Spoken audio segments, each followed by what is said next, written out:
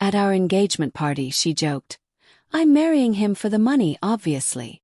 I cancelled everything that night. The laughter hit me like a punch. Not because it was loud, but because it was hers. That sharp, familiar laugh that used to make me smile every time I heard it. But this time it felt like someone had poured ice water down my spine. We were standing in the middle of our engagement party. The room was glowing, soft lights, clinking glasses, everyone smiling and celebrating us. And then, in front of all our friends and families, Emma raised her glass and joked, with that radiant grin of hers. I mean, I'm marrying him for the money, obviously. The crowd erupted in laughter. Everyone thought it was harmless fun, a typical cheeky comment from the woman known for her quick wit. But something about the way she said it, the way her eyes didn't even meet mine, that killed the laughter in my chest. First I smiled, forced. My jaw ached from how tight I clenched it. People nudged me, laughed, clinked glasses with me. You've got a keeper there, Ryan. But I couldn't shake it. Her tone wasn't playful, it was tired. Like she'd said something true and tried to hide it behind a laugh. Later that night, when the music softened and people started drifting home, I found her by the bar, swirling champagne in her glass. Her phone screen lit up briefly, and I caught a glimpse of a message. You were bold tonight. Careful. No name. Just that. When she noticed me, she turned off the screen so fast it almost slipped from her hand. Hey, fiancée, she said, leaning in to kiss my cheek. You look tense. You okay?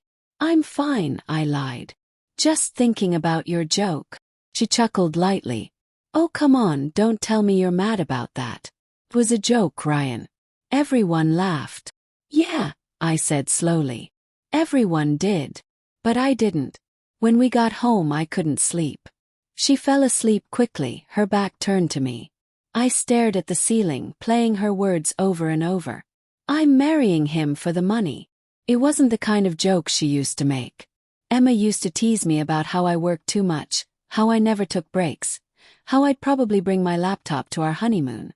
But this felt like something else. By 3 a.m. I was still awake. I got up quietly and went to the kitchen. My phone buzzed. A message from my friend Marcus, who'd been at the party. Marcus. You okay, man? That joke was awkward. You seemed off. Me, yeah. Just thinking. Marcus. You might want to think harder. I saw her earlier with some guy. He left before the party started. All dark hair. Not one of ours. My stomach dropped. I didn't want to believe it. Marcus was protective, always suspicious of people. But still, a part of me needed to know. The next morning I woke up before her and checked her phone. I told myself it was wrong, invading her privacy, but my gut had already decided. I'd been with Emma for 3 years. I'd never once had a reason to doubt her. Until last night. Her phone had a passcode. One she'd changed recently. But I'm in IT. I'd set up her old phone. Took me less than 5 minutes. When it unlocked, I didn't even have to search. The top of her messages said it all. Kevin briefcase. I opened the thread. The most recent message was from last night, right before I saw her by the bar. Kevin. You really said that in front of him? Damn, you've got guts. Emma. Relax. He thinks it's a joke. He always does. Then, a few days earlier. Kevin. You sure you're going through with it? He's not an idiot. Emma. Of course I am. You think I'm walking away from $500,000 in savings and that house? My throat went dry. My hands were trembling so badly the phone almost slipped from my fingers. And then I saw the photo. Her and him. A mirror selfie. His arms around her waist. From 2 nights ago. I sat there for what felt like hours, just staring at that photo, at her smile, the same smile she gave me every morning. The betrayal didn't hit all at once. Came in waves. Shock, disbelief, anger, sorrow. Then silence. A cold, hollow silence that settled in my chest. When she finally woke up, she came into the kitchen wearing my shirt, stretching lazily. Hey, she said softly, walking over to kiss me. Why are you up so early? I looked at her, really looked at her. The woman I thought I'd spend my life with. And all I could think was how convincing she'd been. Couldn't sleep, I said. Had a lot on my mind. She smiled, unaware. About the wedding. Something like that. All day I played along. Cold. Controlled. She thought everything was normal. She even sent me texts while I was at work. Photos of flowers, venues, cakes. Do you like this one? I replied with short answers. My mind was already building a plan. I cancelled everything that night. The venue. The caterer. The photographer. Every deposit gone. Then I transferred the remaining funds in our joint wedding account into my personal one. Every penny I'd contributed. And then I called her parents.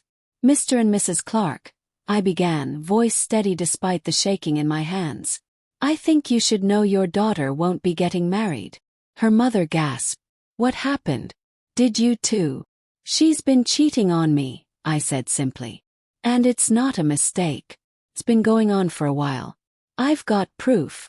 There was silence. Her father's voice came next, quiet and furious.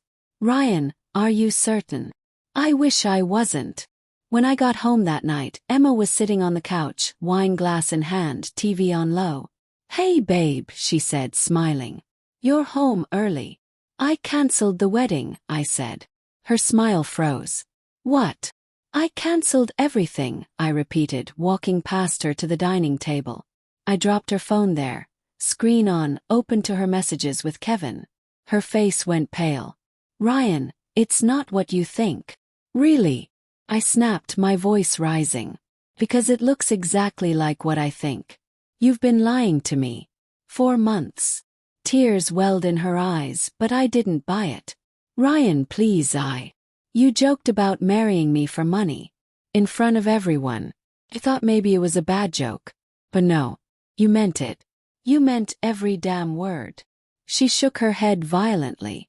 It started before you proposed, okay? It was stupid. I was confused, I didn't. Don't. My voice cracked. Don't try to make this sound like a mistake. You were still seeing him. While planning our wedding. She started sobbing. I never meant to hurt you. You just meant to use me. That shut her up. For a moment neither of us spoke. The silence was unbearable.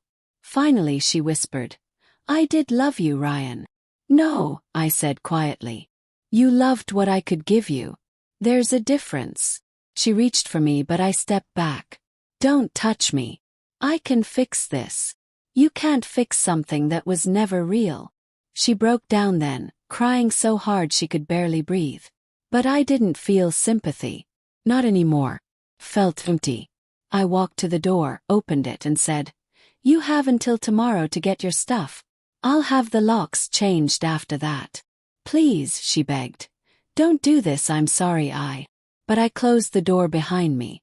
I spent the night in my car, parked by the waterfront.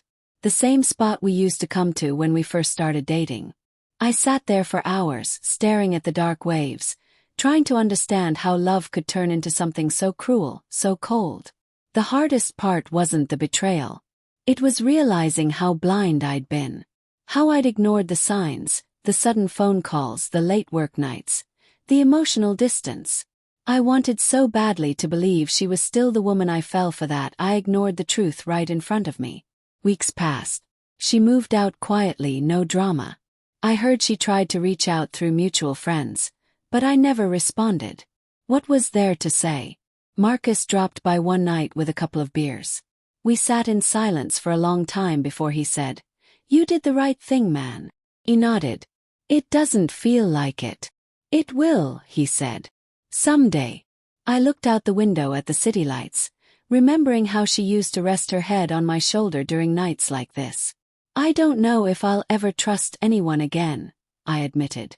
You will, Marcus said. Just not her. It's been 6 months now. Sometimes I still catch myself reaching for my phone, half expecting a message from her. Other times I think about that night, the laughter, the champagne, her careless words that changed everything. It's strange how something so small, a joke, can unravel everything you thought was solid. But I've learned something since then. Love isn't about grand gestures or perfect moments. It's about truth. And once that's gone, no amount of apologies or tears can bring it back. So no, I don't regret canceling the wedding. I regret not seeing who she really was sooner. And maybe that's the cruelest part of betrayal. Not losing the person you loved, but realizing they were never really yours to begin with.